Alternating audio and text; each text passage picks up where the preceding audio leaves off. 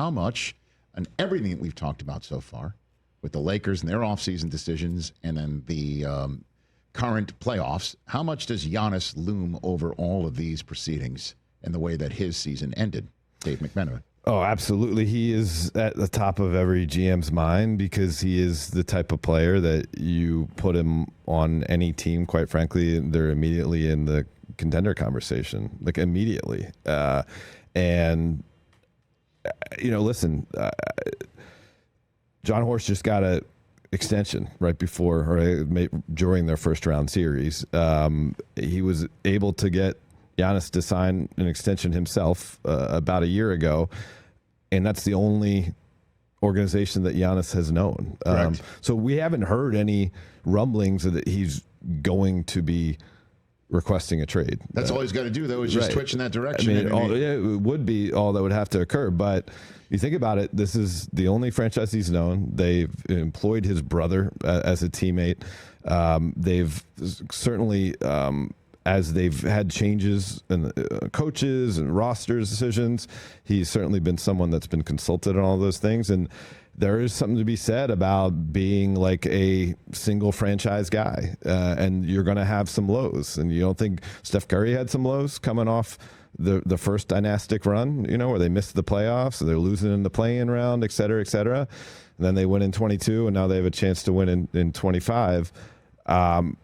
Just don't assume. None of us should assume that because other stars have decided I want out that he's going to follow that path. He could just be a 20-season guy with the Bucks, and this is one of the dry spells, and they rebuild. Well, Lillard blowing out his Achilles doesn't help the situation when you're looking at, well, if I just stay the course, this is what the next season will look like. Right. That doesn't help matters. Certainly not. But, as much as I would love to see somebody stay with a franchise, and I love Doc Rivers personally, okay, big time. I want him to get everything that he wants. He's just good people, and I'm rooting for him. So I've now inoculated myself from what I'm about to say. Let's just say Giannis does say he wants out. What does that sweepstakes look like to you? Well, you start with the teams that have the cupboard full of assets. And that is? The best team in the league, first of all, with OKC, just a spoil of riches. And I think it's something like 31 first and second round draft picks over the next maybe 11 years or something like that. And that's not an exaggeration. No, it's literally like it's a massive number. So they can make a type of offer that would be, plus they could attach young talent, like guys who've proven they can play.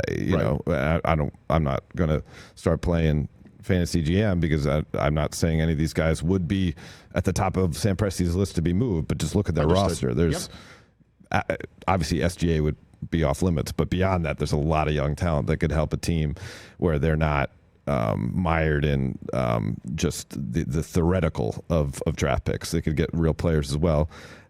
Brooklyn certainly has the type of assets to make a deal. Houston has the type of assets to make a deal. I mean, those are kind of the three that come to mind immediately, but there could be a situation like the Hawks just turned over their front office, right? Are they looking to make wholesale changes with that type of move? You never know, but because when those moves are made, a lot of times bigger changes come. Mm-hmm. What about the Spurs, Dave? Where do you think they fit into all this? The Spurs. I mean, the Spurs kind of made their move to get De'Aaron and kind of emptied some of their future flexibility to make moves there. Don't they have a chance to get 2 lottery picks on Monday, though? Yeah. So, I mean, again, I think he's the type of guy. So many people around the league that I spoke to after the Luka deal were like, if this was a different type of negotiation between Nico Harrison and it was just one-to-one with Rob Pelinka, open up the league. Like, what does Luka get? 7 first-round draft picks? That's a number that was floated to me. Wow. Giannis had to be somewhere in that range. Yeah, you'd think. There's no question about it. I mean, there's no question about it. The guy is on the MVP ballot again this year. He's the best two-way player in the game. Accounting defense. He's a winner. So don't take any of the cheese when you're in Heat, Lakers, Knicks, the supposed blue bloods of the NBA. I just don't see They don't have the capital. They don't have the room. They don't have the none of pieces. those three. Maybe the Heat. I mean, if you could convince Milwaukee that like they want Bam, or they like much the same way that AD was coveted by Dallas, Yes. so it made up for some of the draft pick gap. If Milwaukee covets Tyler Hero or covets Bam Adebayo, sure. The Lakers, there's no pathway there. Catch the Rich Eisen Show live weekdays from 12 to 3 p.m. Eastern on Roku Sports Channel in the U.S.